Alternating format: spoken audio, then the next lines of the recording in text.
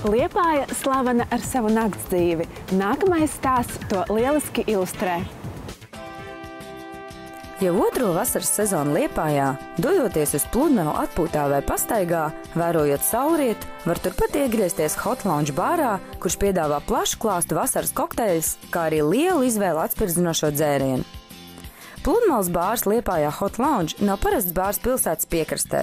Šeit ir sava enerģija, atmosfēra, draudzīgs kolektīvs un izcila laipna apkalpošana gan darba dienās no 12 dienā līdz 12 naktī, gan nedēļas nogalēs, kad bārs darbojas 24 stundas diennaktī. Hot Lounge īpašā odziņa ir turpat pie bāra esošais baseins ar salsūdeni, kurā kokteilīšu baudīšana var turpināties ar patīkamu relaksāciju, nopeldoties un sauļojoties.